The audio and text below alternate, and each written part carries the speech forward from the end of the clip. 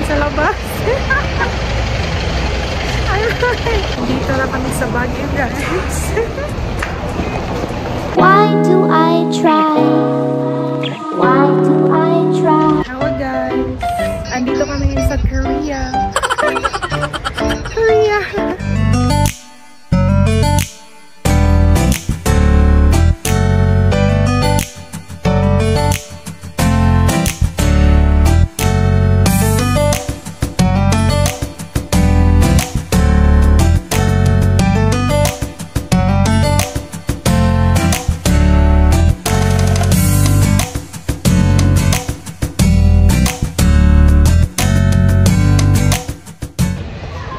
Guys, today is day 1 of our Baguio trip. Let's go!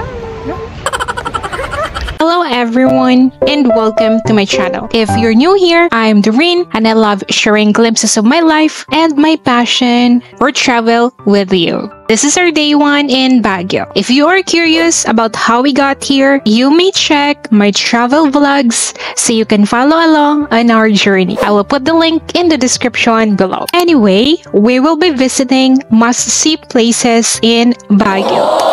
Are you excited?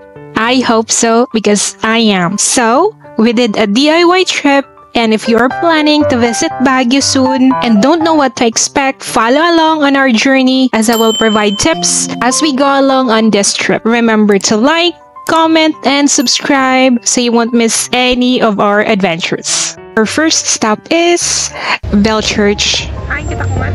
Bell Church. We are on our way to Bell Church.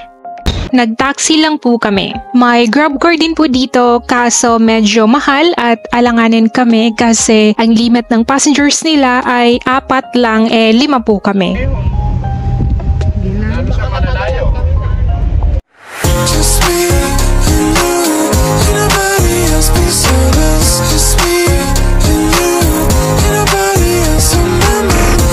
Since nag-DIY lang kami guys, medyo late na kami nag-start ng aming day tour kasi madaling araw na po kami nakarating dito sa Baguio. Nag-offer pala ang taxi driver na kunin daw namin siyang driver dito sa Baguio pero nag-decline kami guys kasi we are traveling on a budget.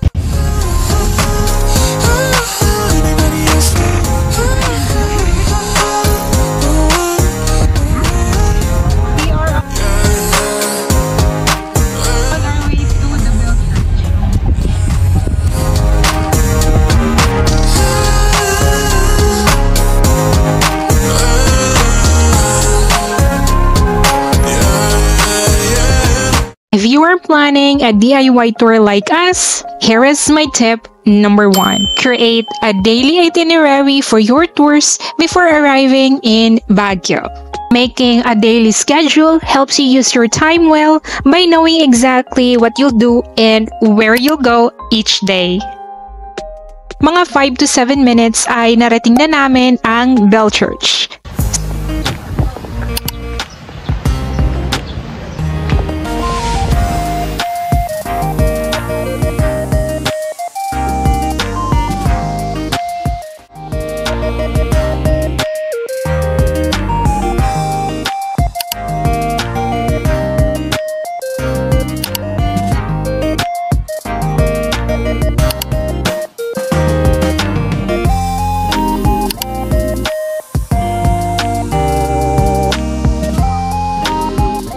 Siyempre, hindi po tayo papahuli sa pagkuha ng pictures. Tingnan nyo na lang ang photos sa IG ko guys.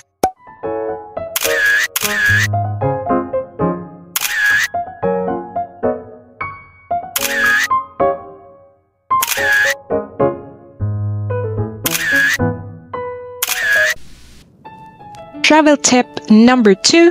Magdala ng tripod. Huwag po umasa sa mga kasamahan dahil busy din po sila sa pagpipicture taking.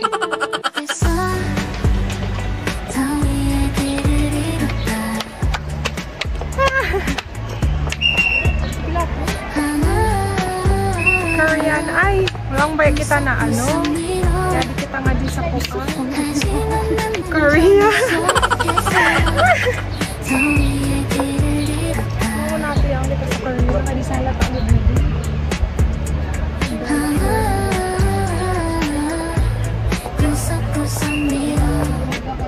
aakyat po kami ngayon ng bundok. Ng bundok. Oh my goodness. Katakot. Ito yung view.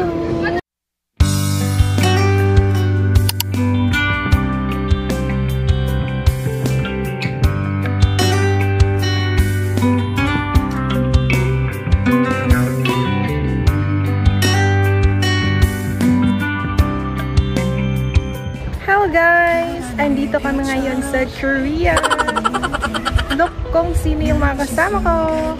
So, what can you say that you've arrived here in Korea for the first time? Malamig. I don't know how to feel. Alright. Annyeong. Anyong na. Annyeong, this is... Hi. Against Gani. Against Gani. Hi, Moni. Hi, Moni. Oh, Moni. What is your feeling na nakarating ka na ng Korea? Masaya. Masaya. Mahayap. Yan lang. Yun.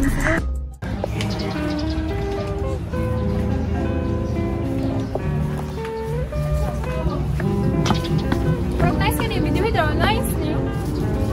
Nice. Oh.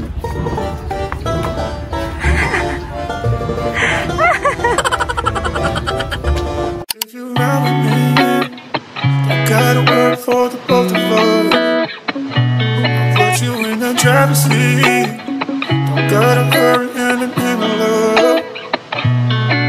When you ride with me, don't gotta worry when tomorrow comes. I'll put you in the driver's seat. Don't gotta hurry.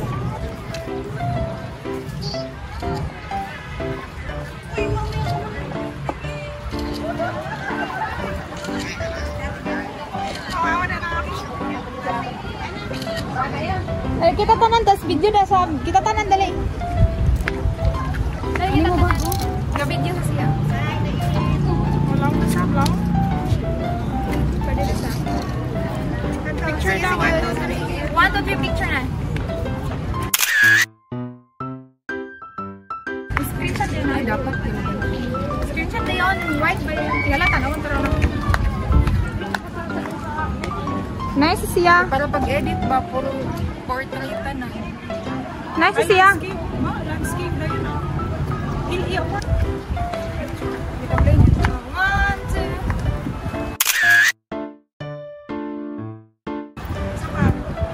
Wala hangin.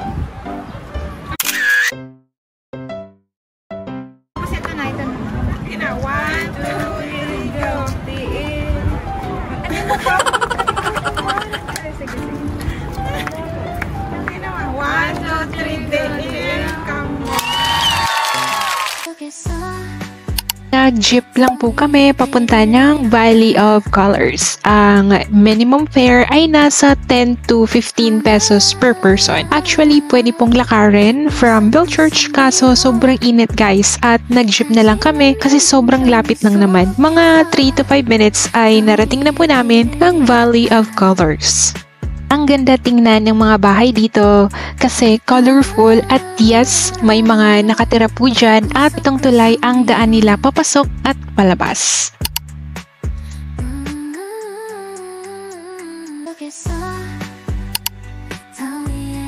Travel tip number 3, basta galing kayo ng Bellchurch ay pwede nyo lang lakarin or mag-jeep kayo para makatipid, just like what we did.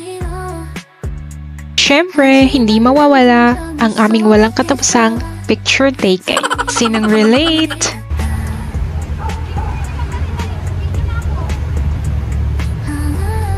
Ako na sa...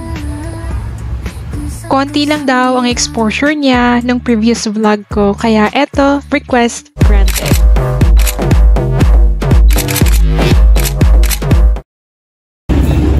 Fries, tsaka milk tea, tsaka yung burger. Touch to start. Dine in. Pay at the counter. One piece chicken. One piece chicken na ka. Hindi na kaya ako with Coke float na ako.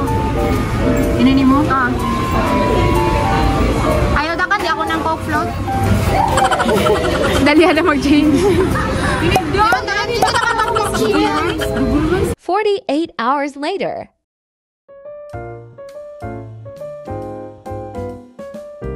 Let's eat! Ang gulo namin sa pag-order dito, guys. Pagpasensyahan nyo na.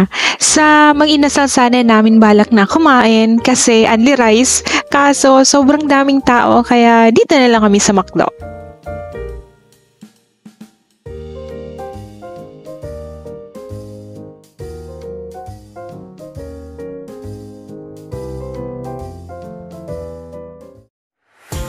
Our next stop is Strawberry Farm.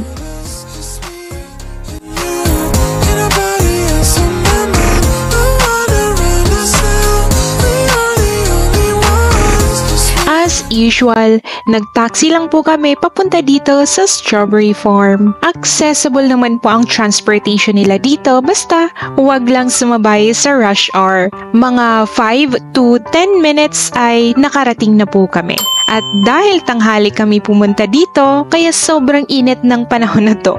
Mga 1 PM, andito na po kami, kaya sobrang tirik na tirik ang araw. Ang daming mga souvenir shops dito guys, at mga vendors ng sikat na strawberry ice cream. Nandito kami sa Strawberry Farm. Stay tuned lang kayo guys, kasi pupuntahan po namin ito later. For now, dito muna tayo sa strawberry picking. So, mag-strawberry picking na po kami at may tour guide kami dyan. Ano nga name niyo ulit? Syra. Si Syra yung magtutour sa amin.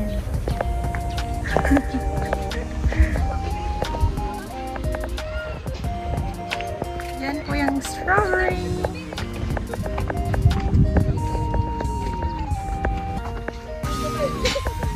Ang init. Pero ang lamig guys. Grabe.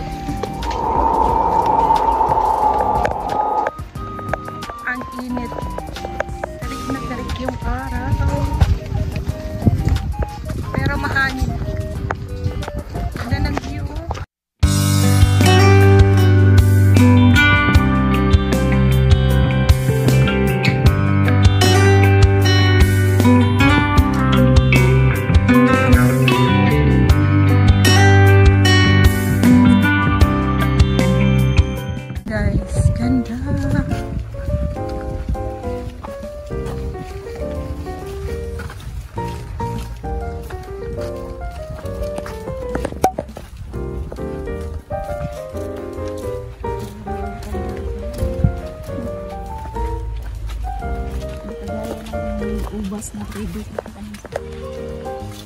Medyo malayo pa, Syra.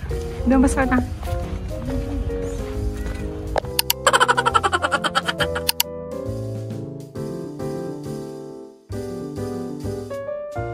Dito na.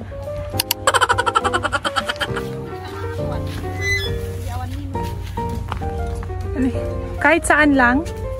Ay, ba? Sa dulo naman, ma'am. Binigyan tayo ng bag. Ito guys. Tara at mag-strawberry picking.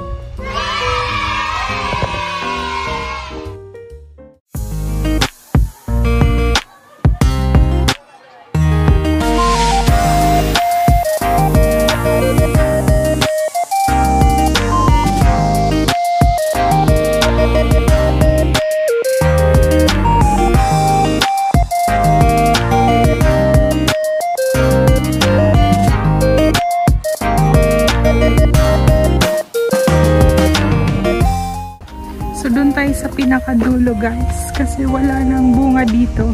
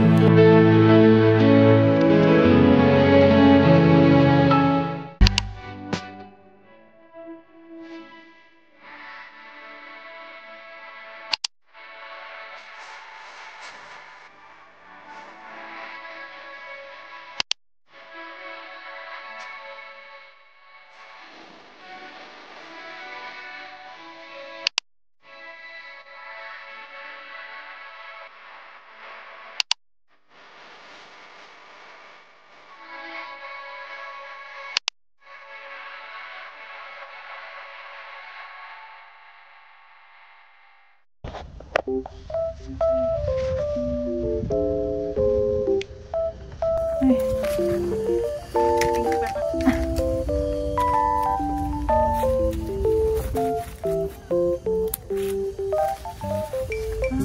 na siya.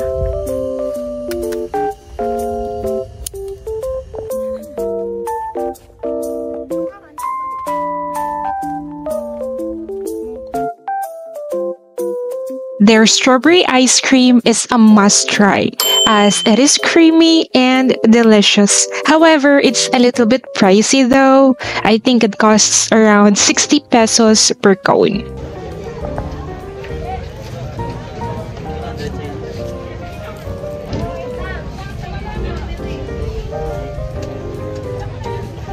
Tapos na po kami niyan bumili ng souvenirs, and I highly suggest buying one here as it has a variety of options to choose from and is a little bit cheaper compared to other locations. Tanaw na, tanaw.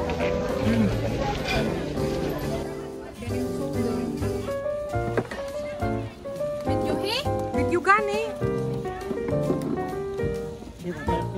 Ha?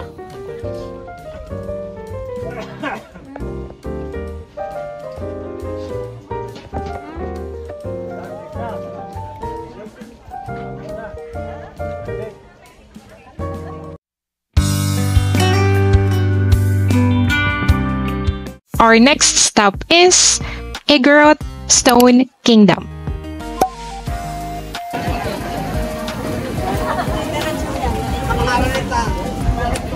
May entrance fee po na around 100 pesos each. Maganda dito pumunta pag medyo hapon na kasi hindi na masyadong mainit kaya lang madaming tao. Well, expect nyo na madami ang tao kasi dinadayo po talaga ang lugar na to. Welcome to Igorot Stone Kingdom.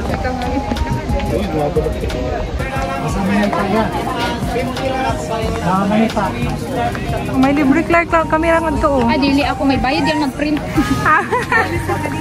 Libre lagi picture pero ang pag-print. Ang nga din nasa Brali. Meron po dito ang photographer.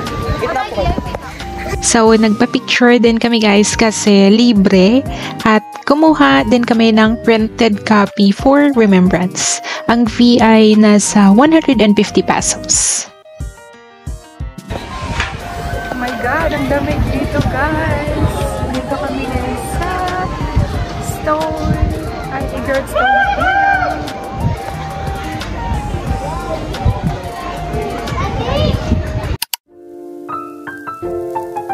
On March 1, 2020, just before the pandemic lockdowns, a real-life white Carabao appeared on this site before PUG Velasco signed for him to start building the Igorot Stone Kingdom that he always saw in his dreams. Seeing a white Carabao is a sign of good luck. On March 15, 2020, the construction started and the Igorot Stone Kingdom that was lost 1,000 years ago is now revived in modern times.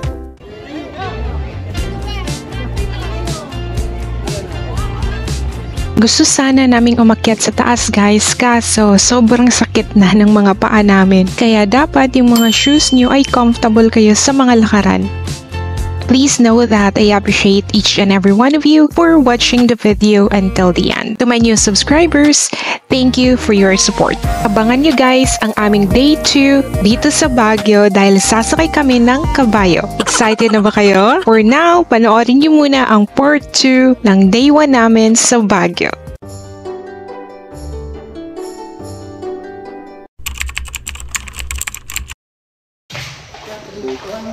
Hello guys! So, pupunta kami ngayon ng night market. Time check. 10 p.m.